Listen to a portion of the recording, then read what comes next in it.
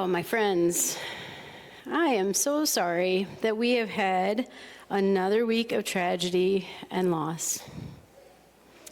And a week that's been full of spin and a bunch of BS that we have had to wade through. It is exhausting and depressing and overwhelming. And I am so glad you are here this morning, leaning on your community or seeking connection and a shared experience that helps us to make sense of our lives together. And my friends, as we do this gathering together this week, we here in worship, we get this amazing reminder that we are beloved and cherished and held so dear. This morning is Pastor Chris TM's last day at Bethlehem. So over at Bethlehem here in Minneapolis, they're having their last worship service. Well, they did. It's over now. But they had their last worship service with Pastor Chris TM. And on Thursday evening, there was a farewell celebration and party for her. And lots of people came. It was a bit like a Bethlehem staff reunion, and maybe even like a Bethlehem reunion, because a lot of people who aren't at Bethlehem anymore at the Minneapolis campus came for her party, because she has been there for 27 years. She's been on staff there for 27 years. I was trying to remember what year she started as a pastor, and I can't, so it's like a little less than half of that time, I think, she's been a pastor there. And she has been present through so many changes in the life of that community, in both Minneapolis and in Minnetonka, and really here at Spirit Garage. At Spirit Garage, we don't see Pastor Chris TM very much, but she's still been a presence for us, even if we don't really know it. And she carries a hope with her that has sustained her through a lot of difficult days and weeks and months and years. And that hope helped her to keep showing up and keep doing the work. Pastor Holly and I collaborated a little bit to share a few comments. So that was my part. And then a poem and prayer for Pastor Chris. And the poem and prayer was from Holly. But I want to share that poem with you this morning and a little bit of the context with you, because it has been helping me this week, and I hope it will help you too. And I now realize I forgot to put it on the slide, so you'll get another prayer. You'll just have to listen closely.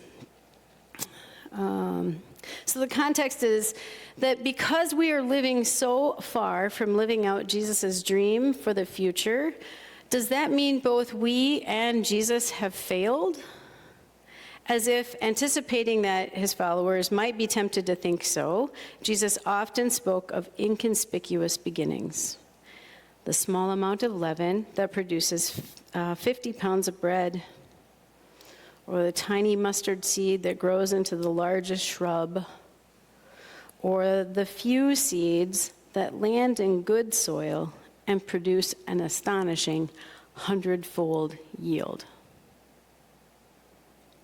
Archbishop Oscar Romero, who, like Jesus, was killed because he dared to challenge the domination system of El Salvador, understood Jesus' trust in small beginnings.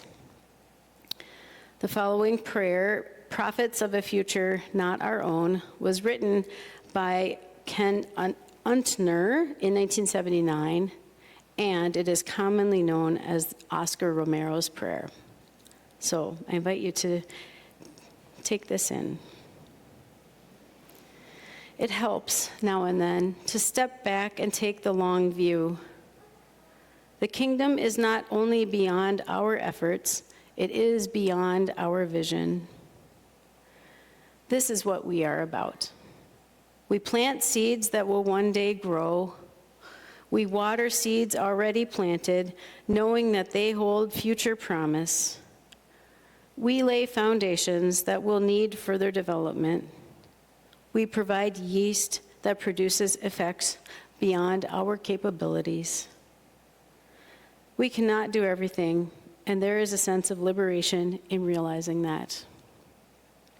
This enables us to do something and to do it well. It may be incomplete, but it is a beginning, a step along the way, an opportunity for God's grace to enter and to do the rest.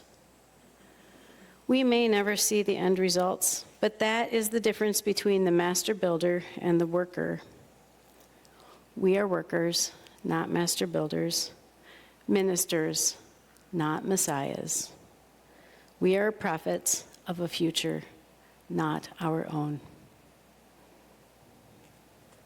Amen. So we trust that through God's love and sacrifice, there will be a time when everyone knows that they are beloved and cherished and held dearly. We trust that there will be a time when all have enough to eat and a safe place to live. There will be a time when everyone who needs help can get the help they need without shame or fear. We trust there will be a time when everyone will be able to learn freely, to express themselves without hurting others, and to express themselves without others hurting them. I expect that the future you can see through the lens of God's love is bigger and more beautiful and more joyful than what life is like here and now. We may never see the end results, but that is the difference between the master builder and the worker. And I just have to say, a quick shout out to the Lego movie. If you have not seen it, my family highly recommends it. With the workers and the master builders and the workers, yeah, it's great. So we may never see the end results, but that is the difference between the master builder and the worker. Things may be incomplete, and we are prophets of a future not our own. Okay, so how do we keep showing up? And how do we stay present to our friends and our neighbors who need us right now? So first, I'll echo Pastor Holly, who says, keep showing up, keep coming. Come to worship, join the community, know each other, be known to one another. Keep coming. Check in with each other. Share meals and conversations. Share your joys and delights and your pain and your sadness. And keep loving God, because God's love is what lets us continue to love. That's our source. And when we get closer and closer to God, our fears begin to dissolve, and we can let God's love pour out from us. And it doesn't deplete us because it's not us, it's God, and it just keeps flowing. And then, relating to the artist's way, take some time to be creative. Take time to be like God, who is still creating. Maybe that's planting a few seeds, or painting something, making a collage, or setting up maybe a Rube Goldberg to make your toast in the morning. I mean, a Rube Goldberg machine, right? I don't think I could do that, but that'd be pretty sweet. You think of Back to the Future, you know, the way all the alarm clocks work together, something like that. If you do that, let me know. I want to come and see it. Or maybe it's just rearranging the furniture in your living room, right? Take time to be creative. And as you take time to be creative, when the world is flying apart all over the place, some people will be critical of those choices to be creative. And make a note of who those folks are. And when you're feeling vulnerable or fragile, don't contact them. They go on the, like, oh, I can maybe be around you in social settings kind of thing. But if they're like, oh, that's a dumb use of your time when there's so many problems in the world. No. We must be creative. And so they're not the folks that you need when you're feeling fragile or vulnerable or like you just need a encouragement. Because as we recover as artists, we really must notice who is supportive and encouraging. And then we must notice who are the wet blankets or the quick critics. Because our job is to protect our inner artist from unnecessary criticism or naysaying. And it is essential to protect that inner child artist because that protects you, who you are. And this love that God pours out on us, that enables us to love others, that love is for you too. It's not just like for the sake of others, it is for the sake of you and others. It is love that will fill you up and heal you and keep you and protect you, so that then this very love will overflow out of you without draining your wells, without breaking you down, because the source of that love comes from outside of you and it fills you up on its way out, if you let it.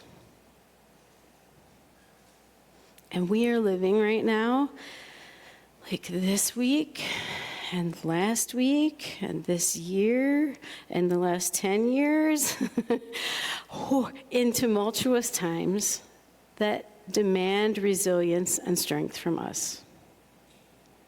And we have it, we can get it. There is time, and there are actors, and there are situations, though, that would have us turn against one another and withdraw from loving and caring for one another. So then, even more, we must take time to let God's love come into us. So show up here. Take time every day to be creative. That creativity joins you to your Creator and helps you to be a prophet of a future not our own. Amen.